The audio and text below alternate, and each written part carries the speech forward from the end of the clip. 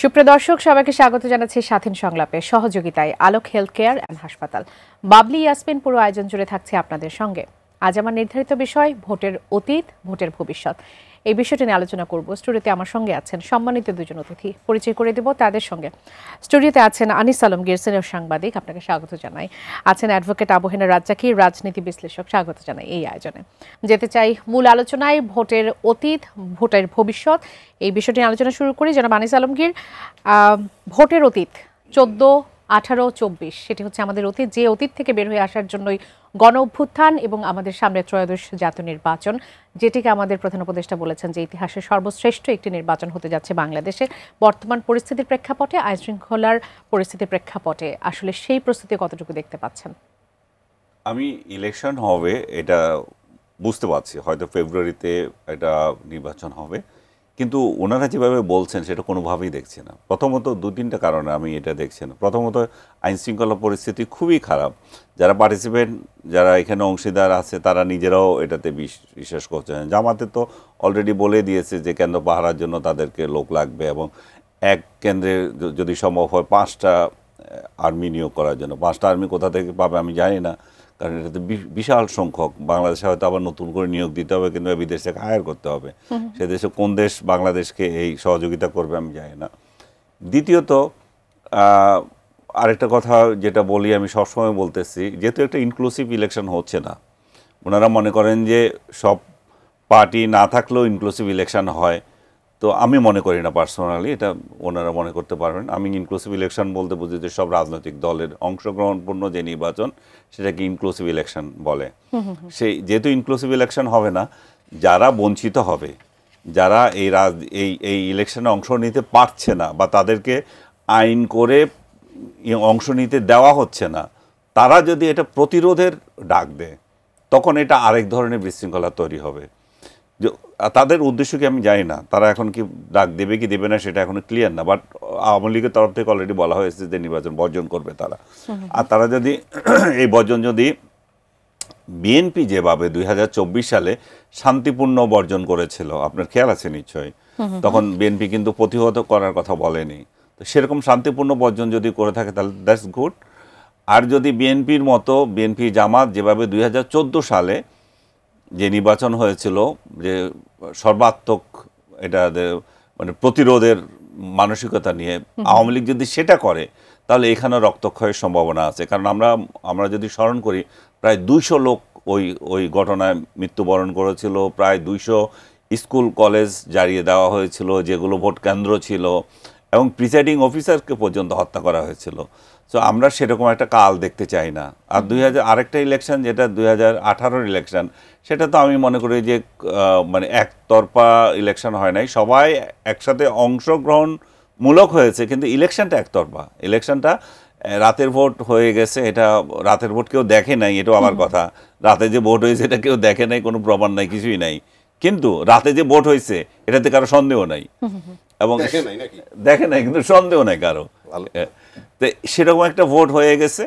হয়ে যাওয়ার পর যে নির্বাচন হয়েছে, এর থেকে কলঙ্কিত নির্বাচন আমি মনে করি না বাংলাদেশের ইতিহাসে। 96 সালে বিএনপি যেটা করেছিল, আর এই 18 সালের এই নির্বাচন, আমি মনে করি যে 2টা ইলেকশন সবচেয়ে বেশি কলঙ্কিত ইলেকশন। যে মানে আজগবিভাবে, এবং এটা জাভেদ পাটোয়ারি সম্ভবত এ দায়িত্বে ছিল, পুলিশ বাহিনীকে দিয়ে এরকম একটা ভোটের আয়োজন করেছিল, এবং রাতে এত সুচারুভাবে এমন একটা ইলেকশন করেছে, কোনো এভিডেন্স পর্যন্ত রাখে নাই। পুলিশের লোক তো জানে যে কোনভাবে এভিডেন্স রাখলে কি হয়। সবাই দেখছে যে একটা ভোট হচ্ছে, কিন্তু সবাই আবার সকালে টের পেল যে ভোটটা কীরকম হয়েছে। তো সেরকম 3টা ইলেকশন যে আপনি উদাহরণ দিলেন, আমি 3টা উদাহরণও দিলাম, এবং সেই 3টাও নিঃসন্দেহে আমাদের সুখকর ইলেকশন নয়। শেখ হাসিনার এই 3টা ইলেকশনের কোনোটাই সুখকর ইলেকশন নয়। এবং সেই প্রেক্ষাপটে আবার যদি একটা ইলেকশন একই স্টাইলে আমরা করতে যাই, তাহলে সেটা কতটা সুখকর হবে সেটা নিঃসন্দেহে আর বলার অপেক্ষা রাখে না।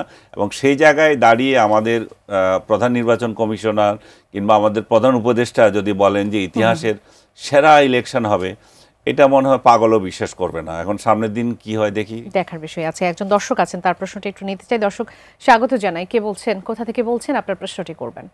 আসসালামু আলাইকুম, আমি চাঁদপুর থেকে গোলাম মুস্তফা বলছি। জি, ওয়ালাইকুম সালাম, আপনার প্রশ্ন করবেন।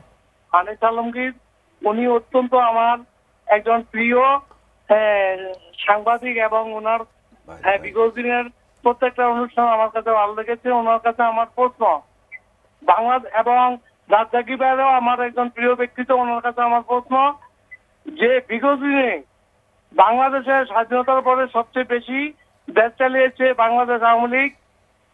এখন আওয়ামী লীগ ব্যাপক উন্নয়ন করেছে, করার পরে আওয়ামী লীগের এখনো প্রায় 40-50% মানুষ আওয়ামী লীগকে সমর্থন করে এবং এই 16 মাসে অন্তর্বর্তীকালীন সরকারের শাসন আমলে বিভিন্ন অনিয়মের কারণে মানুষ বলছে, বিভিন্ন ইলেকট্রনিক এবং প্রিন্ট মিডিয়ার থেকে জানা যাচ্ছে যে আগেই ভালো ছিলাম।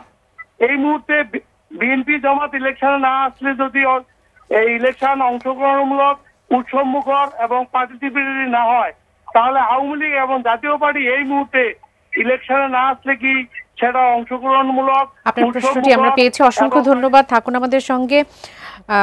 আমি আনিস ভাইয়ের কাছ থেকে একটু ছোট করে এটা একটু নিই। উনি নিঃসন্দেহে বোঝা যাচ্ছে যে আওয়ামী লীগের একজন ভক্ত মানুষ, কারণ উনি 50% লোক দেখছেন যে এখনো আওয়ামী লীগ করে। এটা একটা ভালো, একটা দলকে সমর্থন করলে তাদের প্রতি ওনার দৃষ্টিভঙ্গি যেভাবে থাকে পজিটিভ উনি। কিন্তু যে প্রশ্নটা উনি করেছেন সেটা খুবই গুরুত্বপূর্ণ, যে বিএনপি জামাত এখন যে ইলেকশন করতে যাচ্ছে সেটা কতটা গ্রহণযোগ্য হবে এবং কতটা এটা অংশগ্রহণমূলক হবে। দুইটাই ক্ষেত্রে আমি যেটা আপনাকে বললাম, এটা কখনোই এটা অংশগ্রহণমূলক হচ্ছে না, এটা একদলীয় ইলেকশন হচ্ছে। একদলীয় ইলেকশন না, 2 দলীয় ইলেকশন হচ্ছে। বিএনপি প্লাস জামাত প্লাস জামাতের এ টিম, জামাতের বি টিম, জামাতের সি টিম। সো এই দুইটা দলের একটা যে ইলেকশন হচ্ছে, সেই ইলেকশন তো নিঃসন্দেহে অংশগ্রহণমূলক হচ্ছে, কিন্তু ইনক্লুসিভনেস এখানে থাকছে না। আমি ইনক্লুসিভনেস নিয়ে রাজাকি ভাই আপনার কাছে এই প্রশ্নটাই করতে চাই যে ইনক্লুসিভনেসের যে বিষয়টা স্পষ্ট হয়নি এখন পর্যন্ত। দর্শক যেমনটি প্রশ্ন করছিলেন যে বিএনপি জামাত যদি কেউ একটা দল এখানে অংশ নেয় নাই তাহলে তো সেটা ইনক্লুসিভ হবে না, সেক্ষেত্রে যদি আওয়ামী লীগ এবং জাতীয় পার্টি অংশ নেয় সেটা কীভাবে ইনক্লুসিভ হবে সেটা জিজ্ঞেস করেছেন। স্পষ্টই বা হবে কবে, কবে আমরা জানতে পারবো? আওয়ামী লীগ অংশ নিতে পারছে না, এটা স্পষ্ট। জাতীয় পার্টির বিষয়টি নিয়ে আমরা এখন পর্যন্ত স্পষ্ট কিছু জানি না, বা বাকি 14 দলের যারা আছে তাদের ব্যাপারে স্পষ্ট সিদ্ধান্ত আসেনি। কিভাবে এটা স্পষ্ট হবে? ধন্যবাদ আপনাকে আর আমার বন্ধুবর আনিস আলমগীর। আনিস আলমগীর তো দুষ্ট লোক এমনি, ইনফ্যাক্ট ও এমন জায়গায় এনে থামাই থইছে এখন, মানে এটার ভিতরে ঢুকতে হবে আমার। জি হ্যাঁ, এটা তো বাস্তব কথা যে আপনি যদি ইনক্লুসিভ নির্বাচন ধরেন তাহলে সব দলের নির্বাচন। এখন সব দল বলতে কি, সব দল বলতে আমাদের প্রায় 50-60টা নিবন্ধিত দল আছে, কিন্তু তার ভিতরে আপনি যদি কম্পিটিশন হওয়ার মতো দল ধরেন বা কম্পিটিশন হওয়ার মতো মার্কা ধরেন, তাহলে আপনি মার্কা পাবেন কি? এখন 1 নম্বরে ধানের শীষ, তারপরে কি বলে দাঁড়িপাল্লা। আমি এখন যে সিচুয়েশন একরকম, এই জন্য তৃতীয় জাতীয় পার্টি, চতুর্থ নৌকা। এখন আওয়ামী লীগ বলবে আমি চতুর্থ মানে চতুর্থ দিছি কেন? ওই যে ঝামেলা বাড়ছে, মামলা মোকদ্দমা হয়েছে, এই জন্য কইতেছি চতুর্থ। এই 4টা মার্কাটাই ইম্পর্টেন্ট আজকে পর্যন্ত। তাহলে 50টা দল থেকে বাকি 46টা দল একত্রিত হইলে 46টা বাসে সমস্ত দলের নেতাকর্মী ভরা যায়। এটা ছোট করছি না, বাস্তবতা। ওই আনিস আলমগীরের যেটুকু জনপ্রিয়তা আছে তাতে ও যদি একটা দল করে এখন উনি, তাইলে ওই একই জিনিস হবে যে নেতা উনি, সবই উনি। হ্যাঁ, বাস্তবতা আসলে আপনি যদি মনে করেন একটা গণতান্ত্রিক দেশ, আপনি ইনক্লুসিভ নির্বাচন চান, চাওয়াটা যৌক্তিক, আমি অস্বীকার করছি না। আর বাংলাদেশে 53 বছর, 53 বলবো না, 45 বছর যাবৎ, কারণ বিএনপির জন্ম তো অনেক পরে, তো 45 বছর যাবৎ বিএনপির জন্ম থেকে যদি দেখি তাহলে আমরা দ্বিদলীয় রাজনীতি দেখতেছি। দ্বিদলীয় রাজনীতি মানে এই বড় দুটো দল। এখন এই যে নির্বাচনগুলো সুন্দর হয়েছে, এই যেমন 91, 96, 2001, 2008 টু সাম এক্সটেন্ট, সেটার আগে আবার 111 আসছে। এই যে 3টা নির্বাচন বেশ ভালো হয়েছে মোটামুটি, যেহেতু মানে ভালো তত্ত্বাবধায়ক সরকারের অধীনে হয়েছে, কিন্তু আলটিমেটলি কি হইলো, যে দল বিজয় লাভ করছে আরেক দল কিন্তু রেগুলার ওয়ার্কআউট করছে, মানে পার্লামেন্টে বসে নাই। মানে এটা বিষয়টা অনেকই ক্ষমতা কেন্দ্রিক। আমরা বিরোধী দলের কথা শুনবো কি? এই 2 দলই একই রকম, যিনি ক্ষমতায় থাকেন আর এক দলের কোনো সুযোগ নাই, আলাপ আলোচনা নাই। এখন যদি নির্বাচনী ইনক্লুসিভ চায়, এটা দ্বিমত করার কিছু নাই। বাট একটা প্রশ্ন হইল, যেহেতু যারা ক্ষমতায় যাবে নির্বাচন করলেও তারাও যখন জোর গলায় বলে, তারাও নানান জায়গায় বলছে আমি ইনক্লুসিভ নির্বাচন চাই, একদম সবাই চায়, বলছে। আমি যেহেতু রাজনীতি করি না, আমার চাওয়া না চাওয়ায় কিচ্ছু আসে যায় না, কিন্তু রাজনীতিবিদরা চাচ্ছেন যদি তাই হয় তাহলে সরকার বলছে কি যে বিচার না হওয়া পর্যন্ত আওয়ামী লীগের কার্যক্রম নিষিদ্ধ থাকবে। আর জাতীয় পার্টির বলা হয়েছে যে আওয়ামী লীগের দোষর, সুতরাং সেও নির্বাচন করতে পারে, এই আলোচনাটা আছে, কিন্তু সরকার তাকে ব্যান্ড করে নাই আশা নিবার আওয়ামী লীগ নিয়ে। তা আমার কাছে যদি ওই হিসাবে মনে হয় বাংলাদেশের রাজনৈতিক দলগুলো যদি গণতন্ত্রে বিশ্বাসী হয় তাহলে ইতিমধ্যে তো আমাদের সাবেক যে প্রধানমন্ত্রী শেখ হাসিনা, ওনার বিরুদ্ধে একটা মামলার রায় হয়েছে, 3 জন আসামি, মানে স্বরাষ্ট্রমন্ত্রী, তারপরে আবার তার ফ্যামিলির ওই যে জমি জমা নিয়ে অবধি একটা রায় হয়েছে। তাহলে আলটিমেটলি তার পরিবার কিন্তু নিষিদ্ধ হয়ে গেছে, 1। 2 হচ্ছে যে আপনি আরো কিছু রায় হয়তো হবে। আমি মনে করি যদি এই থিওরিতে বিশ্বাস রাজনীতিবিদরা করেন, দেখেন আমার বিশ্বাসে কিছু আসে যায় না, আমি বলছি, কারণ আমি রাজনীতি করি না, সোজা হিসাব।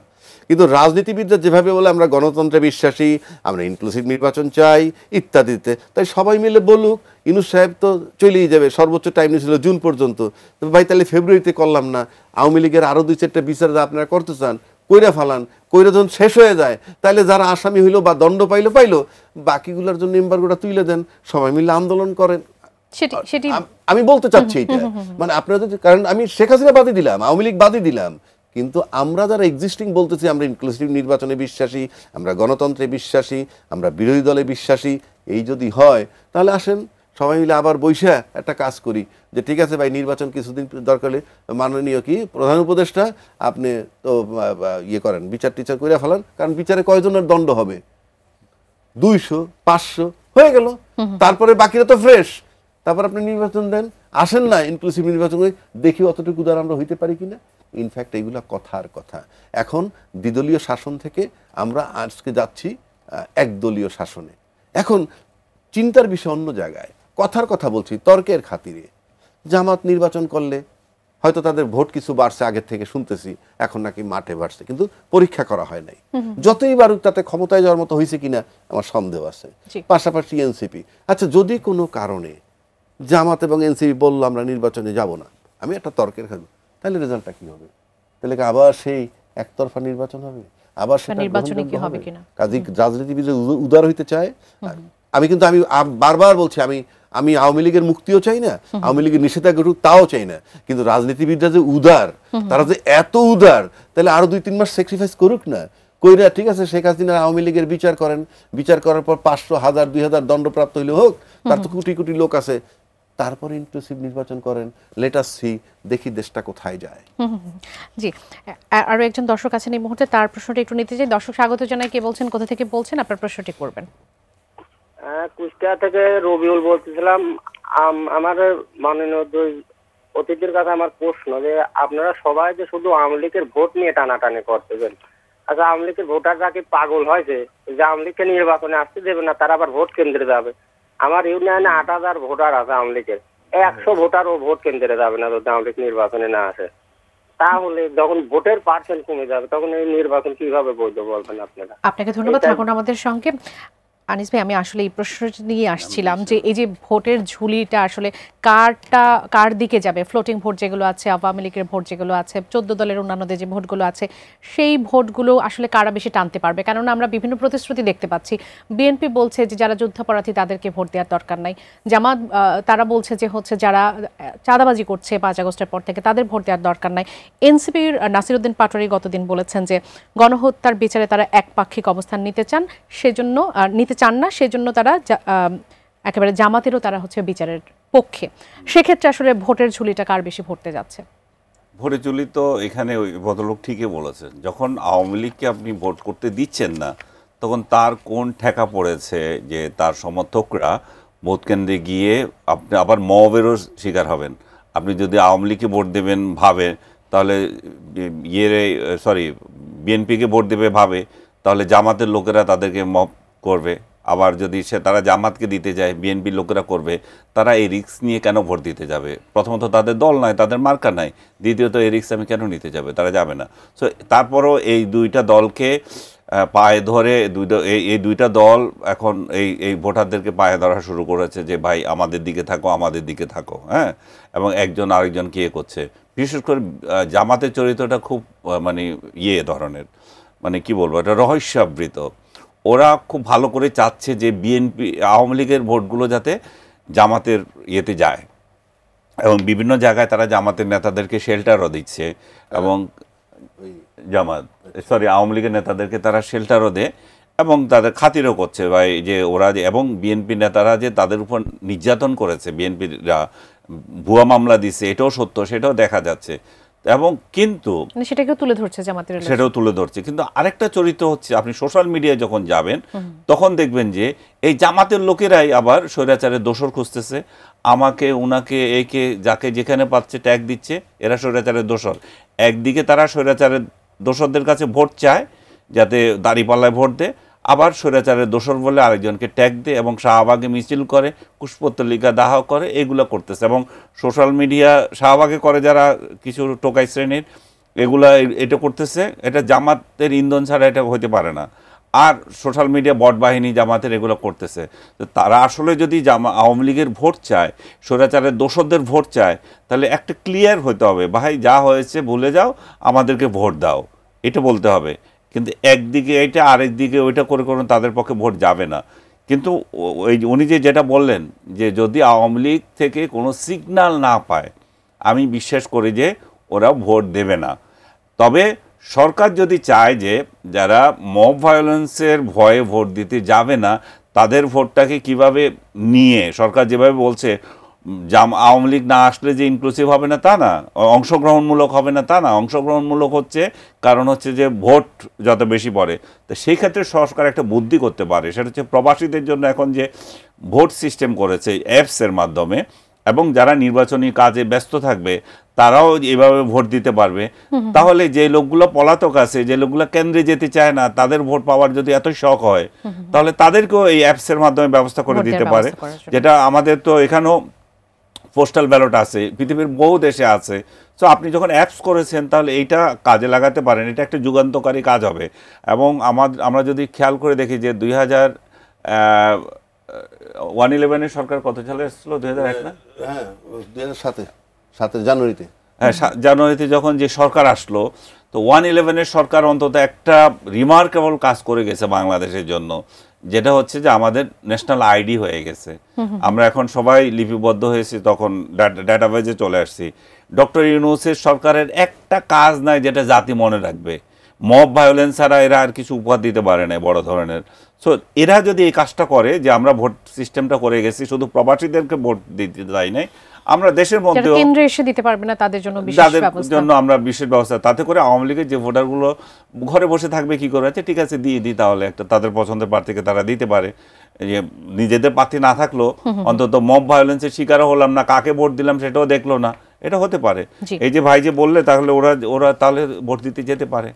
এই মুহূর্তে আরো একজন দর্শক আছেন আমাদের সঙ্গে, তার প্রশ্নটি এই মুহূর্তে নিতে চাই। দর্শক স্বাগত জানাই, কে বলছেন, কোথা থেকে বলছেন, আপনার প্রশ্নটি করবেন। জি, আমি শহীদুল ইসলাম, বরিশাল থেকে।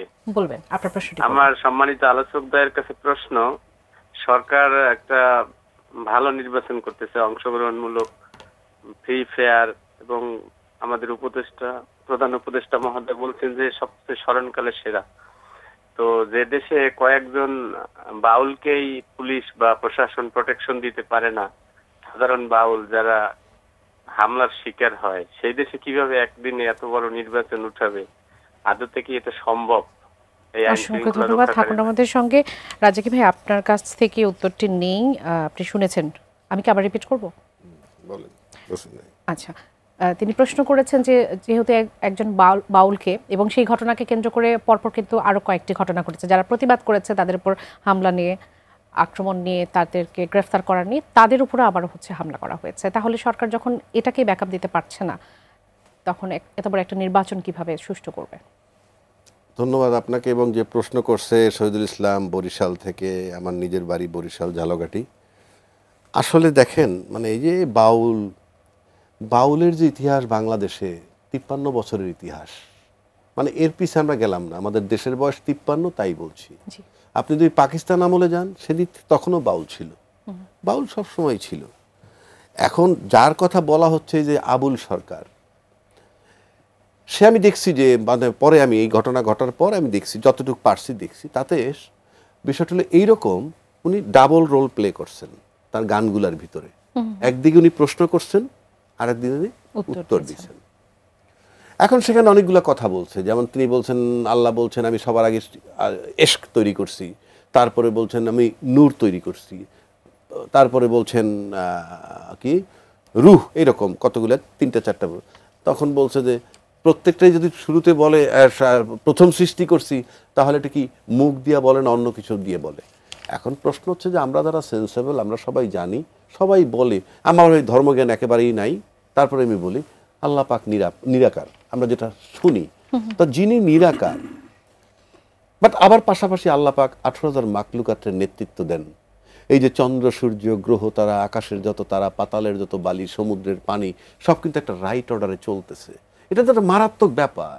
আপনি আল্লাহ বিশ্বাস করেন কি না করেন, দ্যাট ইজ ইমমেটেরিয়াল, বাট এই যে একটা নেচার যে রাইট অর্ডারে আছে, আপনি দেখেন হোল ইউনিভার্স যাকে আমরা বলি, আচ্ছা যে লোকটা আল্লাহকে একেবারে বিশ্বাস করে না, তারে কি আল্লাহ চন্দ্রের কিরণ বা সূর্যের আলো থেকে বঞ্চিত করে না? না খাওয়াই তো রাখে নাই। আমরা এলাকায় যে একজন লোক নামাজ পড়ে না বা নাস্তিক আমরা বলি, সে কি না খেয়ে আছে? তো প্রশ্ন হচ্ছে আমরা কারা? যে আল্লাহ সহ্য হয়, সে কি বলল না বলল তাতে সে আল্লাহকে সারাদিন গালি দিলে কি আল্লাহ খাটো হবে? ও সারাদিন প্রশংসা করলে কি আল্লাহ বড় হয়ে যাবে? কথার কথা বলছি, আল্লাহ ইজ ফিক্সড, ইউনিভার্স আনসিন। তো সেখানে তাকে নিয়ে যে আমরা এরকম আলোচনা করি, এটা আমার কাছে বা এই গ্রেফতার করি, মানে বিষয়টা জানি কীরকম। আপনাকে পুরোটা শুনতে হবে। আমি মোটামুটি শুনেছি যে সে প্রশ্নকর্তাও তিনি, উত্তর অর্থাৎ উনি সমাধানও দিচ্ছেন। এখন হয়তো বলার ঢংটা ভালো হয় নাই তার মতে। এখানে উনি অনেকগুলো বিষয় আনছেন যে মানুষ, ঊর্ধ্ব জগতের মানুষ কিংবা মর্দে মুমিন কাকে বলে, মুমিন মুসলমান কাকে বলে, কাম, ক্রোধ, লোভ, মোহ, মাৎসর্য, হিংসা, কিনা, রিয়া, কামনা, বাসনার ঊর্ধ্বে যিনি, এইসব কথা উনি বলেছেন। অর্থাৎ সেই দিক থেকে চিন্তা করলে আপনি, আমার কাছে মনে হয় ভালো করে বিষয়টা পর্যবেক্ষণ করা, ভালো করে ওয়াচ করা, তারপরে আল্লাহকে খাটো করার কিছু নাই, আল্লাহকে প্রশংসা করে তার বড় করারও আমার ক্ষমতা নাই। ইভেন রাসূল পাককে আপনি ছোটও করতে পারবেন না, বড়ও করতে পারবেন না। ওই যে এখন বললেই বলবে রাসূলের পর তুমি XYZ আনো, না, হবে না। আমার ব্যক্তিগত প্রশ্ন, যদি কেউ তাকে সৃষ্টিকর্তাকে ছোট করতে যায়, রাসূল সাল্লাল্লাহু আলাইহি ওয়াসাল্লামকে যদি ছোট করতে চায় বা কোনোভাবে করে ফেলে, তার সমাধানটা আসলে আমরা কিভাবে করব? কিভাবে ছোট করে, কিভাবে আমাকে সেটা বলতে হবে। সেই সমাধানটাকে আমি তাকে ছোট করে কিভাবে? আপনি আল্লাহকে ছোট করবেন কিভাবে? আপনি আল্লাহকে ছোট কিভাবে করবেন বলেন না? করছে আল্লাহ। না, আপনি ছোট হবে কি, তাকে ছোট করবেন কিভাবে? কারো কাছে মনে হচ্ছে, যারা বলছে আল্লাহকে ছোট করছে, তাদের তো তাহলে উচিত রুহানি ভাবে তাদের আল্লাহর সাথে কথা বলা, যে তুমি কি অপমান বোধ করছো? মানে আল্লাহকে অপমান করতেছে, সেটা আপনি দায়িত্ব নিচ্ছেন। আল্লাহ কিন্তু তার চন্দ্রের আলো, সূর্যের আলো কিংবা 18 মানে বাতাস থেকে তাকে বঞ্চিত করে নাই। যে আল্লাহ অপমানিত, তার ক্ষমতা আছে, ইচ্ছা করলেই বাতাসটা বন্ধ করে দিতে পারে, শ্বাসরুদ্ধ এসে মারা দিতে পারে। তার সহ্য হয়, আমার হবে না কেন? আমরা তো সমাজে এরকম বহু ঘটনা দেখি, অমুকের অপমান হচ্ছে, অমুকরে পিটাচ্ছে, তমুকরে পিটাচ্ছে, তখন তো আমরা কাউকে আগে আসতে দেখি না, নির্বিকার তাকায় থাকে। একটা কথা আছে, জীবে প্রেম করে যেজন সেজন সে বেশি ঈশ্বর। আপনি যদি আল্লাহকে ভালোবাসতে চান তাহলে জীবের প্রতি ভালোবাসা, আল্লাহকে ভালোবাসতে চাইলে জীবের প্রতি ভালোবাসা। আর ইসলাম তো শান্তির ধর্ম, শান্তির ধর্ম। আপনি বলেন আমাকে, আপনি বলেন যে এই বাংলাদেশে যারা ইসলাম করেন বা যারা বিভিন্ন সময় পাওয়ারে ছিলেন, এই পাওয়ারে থাকাকালীন সময় আমরা এখন বলবে শেখ হাসিনা আমল, তার পিছনে যান, সবসময় রাজনৈতিক হত্যাযজ্ঞ হয়েছে। আপনি বিদ্যুতের জন্য কানসার্টে লোক মারা গেছে, আয়না ঘরে লোক মারা গেছে, কিংবা বিনা বিচারে মারা গেছে লোক। এগুলো তো অনেক গুরুত্বপূর্ণ। ওই বাউল সাহেব আল্লাহকে অপমান করে ফেললো, সেটা আপনাকে টাচ করলো, আপনি গ্রেফতার করে ফেললেন, আর চোখের সামনে আপনার এত লোক মারা গেল, আপনার গায়ে লাগে না? কোন প্রেম এটা? এটা কোন ভালোবাসা? I am not satiring, I am telling the truth. আমি আবারও বলছি, জীবে প্রেম করে যেজন সেজন সে বেশি ঈশ্বর। আপনাকে যখন দায়িত্ব দেয় আল্লাহর তরফ থেকে, আপনি হেফাজতকারী। এই দেশের মানুষ ভোট দেয়, জানে না কাকে ভোট দিচ্ছে, দিয়ে তার দায়িত্বটা তার কাছে তুলে দিচ্ছে। কি আপনি আমার ভাগ্য দেখবেন, এবং তাদের মাইন্ডসেট জানে না তারা কি। পার্লামেন্টে যাওয়ার পর যে লোকগুলা ভোট দিছে, পার্লামেন্টের বারান্দায়ও যাইতে পারে না, একবারও কি ভাবে? সুতরাং এটা খুব টাচি ইস্যু। আপনি খালি আল্লাহকে খাটো করে ফেলছেন, আপনি এখানে বসে বুঝে ফেলছেন। আপনার কি সেই ক্ষমতা আছে আল্লাহর সাথে কথা বলার? এটা তর্কের খাতিরে। এটা যদি আপনার না থাকে, তাহলে ওই ব্যাটারটা ধরতেছেন কেন? আল্লাহর তো মুখও নাই, কিছুই নাই, নিরাকার। এবং আমাদের দর্শক মূলত জানতে চাচ্ছিলেন যে এরকম ঘটনাগুলো যখন ঘটছে নির্বাচনকে সামনে রেখে মাত্র 2-3 মাস সময়, তার মধ্যে যখন ঘটছে তখন একটা ভালো নির্বাচনের জন্য যে ভালো নির্বাচনের কথা ভাই যদি আবার আনেন আমার কাছে, ভালো নির্বাচনের কোনো সুযোগ নাই। কেন নাই আপনি কতগুলা টার্ম দেখেন। জামাত ইসলামের আমির সাহেব কি বলছেন যে নির্বাচন এবং গণভোট একদিন হইলে সেটা কি হবে, নির্বাচনের জেনোসাইড। সিইসি বলছেন একই দিনে গণভোট এবং নির্বাচন চ্যালেঞ্জিং। আবার দায়িত্বশীল বলছেন নির্বাচনের পর জাতীয় সরকার আমরা গঠন করব। জাতীয় সরকার গঠন করে ক্রাইসিস টাইমে। ক্রাইসিস ছিল 5ই আগস্ট, তখন থেকে 15 মাসে হয় নাই। নির্বাচনের পর আমি করব কেন? ওটা ইঙ্গিত করে যে নির্বাচন যাচ্ছে তাই হবে। সুতরাং ক্ষমতায় থাকতে হলে নির্বাচনের পর সবাই মিলেমিশে শেয়ার করে আমরা খাবো, এই কারণে এই কথাগুলা বলে। নাইলে আপনি বলেন 1 মাস আগে একজন ডিআইজি পালায়ে গেছে, 1.5 মাস আগে একজন মেজর জেনারেল পালায়ে গেছে, তার মানে প্রশাসনিক অবস্থা খুবই নাজুক। আর বাংলাদেশে এমন কোনো রাষ্ট্রনায়ক ক্ষমতা নেন নাই ইউনূস সাহেবের মতো, যার আগে 1400 লোক হত্যা হয়েছে, যার আগে এত কিছু ঘটনা ঘটছে, 57 জন অফিসার মারা গেছে, তারপরে অন্যান্য যত নির্বাচন হয়েছে সব কিছু ছিল ইনট্যাক্ট, শুধু সরকার চলে গেছিল। আর এখন চলে গেছে টোটাল দেশের সমস্ত প্রতিষ্ঠান। চ্যালেঞ্জটা অনেক বেশি। আমি একটু আনিস ভাই আপনার কাছে ধর্ম অবমাননার বিষয়ের সূত্র ধরে একটু বলতে চাই কথা। গার্ডিয়ান অফ চিটাগং বলে নিজেকে যিনি ডিক্লেয়ার করছেন, যে প্রধান উপদেষ্টা তাকে গার্ডিয়ান অফ চিটাগং বলেছেন, তার বক্তব্য নিয়ে আলোচনা শুরু হয়েছে এবং পরপর দুটি বক্তব্য বেশ সবার নজর কেড়েছে। তিনি জামাত নেতা শাহজাহান চৌধুরীর কথা বলছি। তিনি বলেছেন যে আমার নাম শাহজাহান চৌধুরী, আমাকে যারা চিনেনি তারা এখনো মাটির নিচে বসবাস করে, আমি চোখ তুলে দেখতেছি, আমার জন্য আল্লাহ আছে, আল্লাহর মেহেরবানি, আমার জন্য সূর্য দাঁড়িয়ে থাকবে, এমন কথা তিনি বলেছেন। নির্বাচনী প্রচারণায় এই ধরনের কথা, এগুলো আসলে ধর্মীয় অবমাননা কোনটা হয়, কোনটাতে হয় না, কারা এর বিচার করবে, কারা নির্ধারণ করবে, সেটি বা আমরা কিভাবে জানব? আমার পক্ষে গেলে এটা কোনো না, মানে কোনো ধর্ম অবমাননা হয় না। এখন জামাতদের পক্ষে গেছে এটা, তাহলে ঠিক আছে। জামাত এখন অবতার হিসাবে উনি যেভাবে কথাবার্তা বলছেন তাতে তো মনে হচ্ছে অবতার উনি একজন। ওনার জন্য আল্লাহর আশীর্বাদ, সত্যিকার অর্থে আল্লাহর যদি এত আশীর্বাদ থাকে ভালো, চিটাগংয়ের মানুষের কিছু উপকার হবে, আমি তাতে খুশি হই চিটাগংয়ের মানুষ হিসাবে। কিন্তু উনি যেভাবে নিজেকে প্রতিস্থাপন করছেন, যেভাবে বলছেন, এগুলো তো এক ধরনের ধর্ম অবমাননার মধ্যে পড়ে। কিন্তু তারপরও ওনার ব্যাপারে কিছু বলবে না, বলবে বাউলদের ব্যাপারে। এবং বাউল সাহেবও যেগুলো করছেন সেটাতেও অনেক ধর্মপ্রাণ লোক আহত হয়েছেন। আমি অ্যাপ্রিসিয়েট করবো যে সরকারকে, আজকে আমি দেখলাম সরকারের প্রধান উপদেষ্টার প্রেস সচিব বলছেন যে তাদেরকে গ্রেপ্তার করার ব্যবস্থা হবে। এটা ভালো, যারা অন্যায় করবে তাদেরকে গ্রেপ্তার করেন। কিন্তু ভাইও বলছিল, আমি মনে করছি যে এই সমস্ত মানে ঘটনাগুলোকে হয় এড়িয়ে যেতে হবে, এই সমস্ত ফালতু ইস্যু। আর আরেকটা হচ্ছে যে যারা এই সমস্ত বিষয়গুলো সামনে আনছেন, ওনাদের একটা দায়িত্ব থাকে। হেলো, তুমি একটা মূর্খ লোক, তুমি যে প্রশ্নগুলো তুলতেছো সেটা এইটা সমাধান, তাহলে তাকেও সেইভাবে জ্ঞান দিতে পারে। যে ওনারা যদি মনে করেন যে এগুলো ঠিক না, তাহলে ওনারা স্কলার হিসাবে, ইসলামিক স্কলার যারা আছে, তারা তাকে ডেকে এনে বসায় জ্ঞান দিতে পারে যে তুমি যে কথা বলছো, তুমি এগুলো ঠিক নয়। এবং আমাদের এত ইউটিউব মোল্লা আছে, তাদেরও তো আমি কাউকে দেখলাম না যে তার এই প্রশ্নগুলো জবাব দিচ্ছে। তাহলে কিন্তু সমাধান হয়ে যায়। আমাদের একটু সহনশীলতা দরকার এবং আল্লাহর দায়িত্ব আমাদের নিজেদের, যেমন আল্লাহকে যেমন আমরা ভালোবাসি, আবার আমরা এক্সেসিভ এমন কিছু না করি যে সমাজের মধ্যে অস্থিরতা তৈরি হয়। এবং এই যে শাহজাহান সাহেবের কথাবার্তাতেও অনেকে আবার অস্থির হয়ে যেতে পারেন, উনি যেভাবে কথাবার্তা বলতেছেন। তো উনি যে কথাগুলো বলতেছেন, এটা আসলে ধর্ম অবমাননার চেয়েও বড় বিষয় হচ্ছে জনগণকে ধোঁকা দিয়ে ভোট আদায় করা, ধর্ম বিক্রি করে একটা ভয় লাগিয়ে পাবলিককে ভোট আদায় করা। এবং এটা ইলেকশন কমিশন এমন একটা অবস্থায় পড়েছে যে ভোটাররা রাস্তায় নেমে গেছে, কিন্তু ওনারা এখন সাড়া দেন নাই। তাহলে ওনারা এখন এদেরকে কিছু বলতেও পাচ্ছেন না। আমি জানি না এই অবস্থায় ওনারা বলতে পারেন কি পারেন না, যেহেতু এখনো শিডিউল ঘোষণা করা হয়নি। আর শিডিউল ঘোষণা করার আগে যদি বলার অধিকার থাকে তাদের বলা উচিত, এভাবে মানুষের সাথে প্রতারণা না করার জন্য। রাজীব ভাই, আপনার কাছে একটু আসি। আমরা যখন আসলে নির্বাচনের প্রসঙ্গে কথা বলছি, তখন সব থেকে বড় যে দুটি দলকে নিয়ে সবচেয়ে বেশি কথা বলা হচ্ছে বিএনপি জামাত। সেখানে বিএনপির প্রসঙ্গ এলে আমরা বিশেষ করে তাদের নেতৃত্ব কে দেবে বা ইলেক্টেড হবার পর প্রধানমন্ত্রী কে হবে, এই প্রশ্নের উত্তরও বিএনপির পক্ষ থেকে এখন থেকে আমরা জানতে পারিনি। তারেক রহমান কবে ফিরবে সেটি নিয়েও কোনো স্পষ্ট সম্ভাবনার ডেটও আমরা এখন পর্যন্ত জানি না। আপনার কাছে কি মনে হয় এর পেছনে কারণ কি? জনগণ তো, যারা বিএনপির সাপোর্টার আছে, তারা তো এখন চাইবে যে তারেক রহমান দেশে আসুক। তা আমি জানি না তারা চান কি চান না, আমরা এমন কথা শুনি নাই যে তারা চাচ্ছেন উনি আসতেছেন না, বরং একটা প্রশ্ন আসে তার যার সদুত্তর পাওয়া যায় না।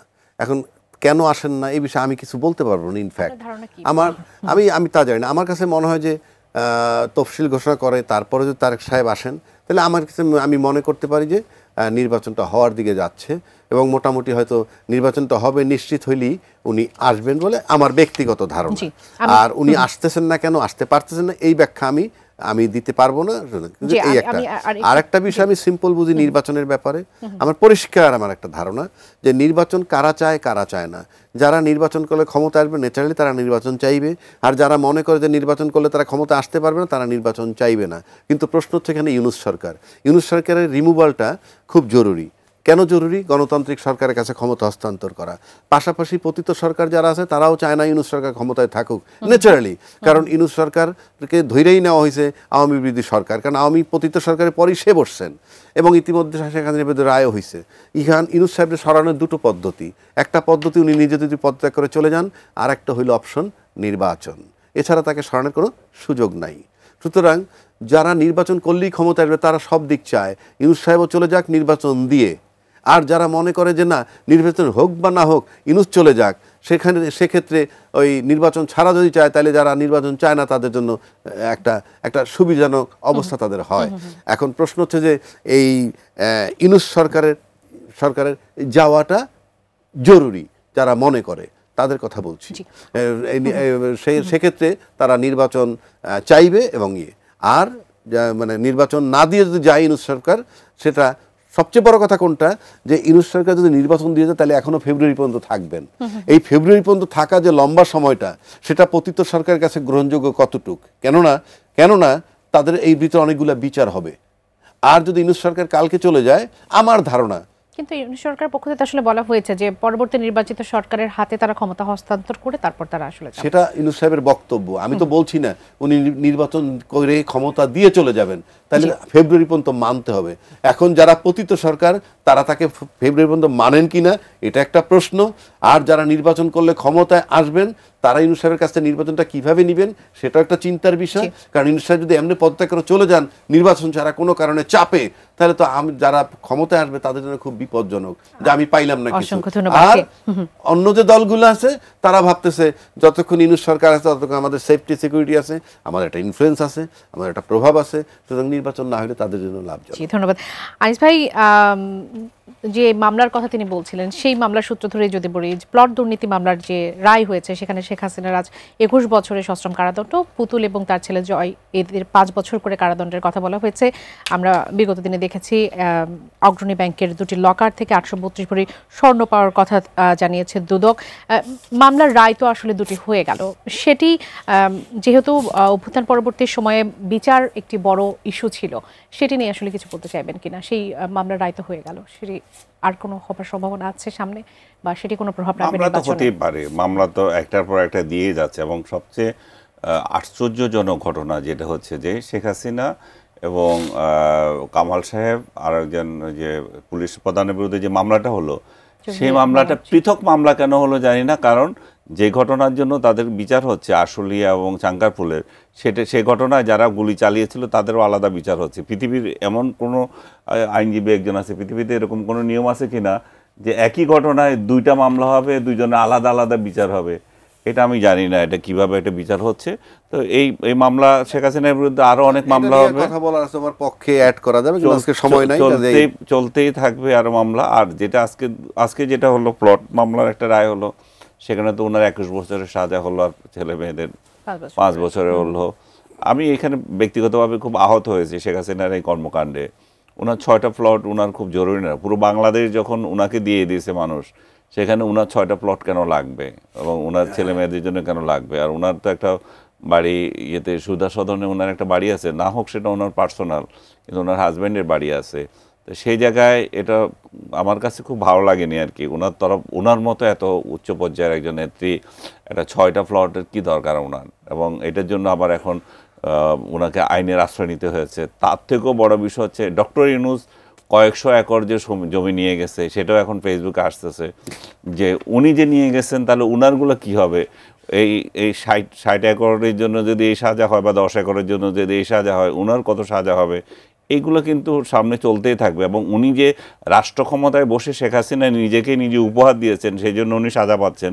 আর রাষ্ট্র ক্ষমতায় বসে উনি যে কত উপহার নিজেকে দিয়েছেন, নিজের প্রতিষ্ঠানকে দিয়েছেন, সেগুলোর কি সাজা হবে আগামী দিনে, আমরা সেটা দেখার জন্য অপেক্ষা করছি। অসংখ্য ধন্যবাদ আনিস ভাই, অসংখ্য ধন্যবাদ রাজিক ভাই আমাদের আয়োজনে যুক্ত হবার জন্য। বিচার চলতেই থাকবে, আমাদের রাজনৈতিক সংস্কৃতির পরিবর্তন আসুক, সেটি আমাদের সব থেকে বড় কথা। একটা সুষ্ঠু নির্বাচন হোক, সেই প্রত্যাশা রেখে আজকের আয়োজন এখানে শেষ করছি। ধন্যবাদ সঙ্গে থাকার জন্য।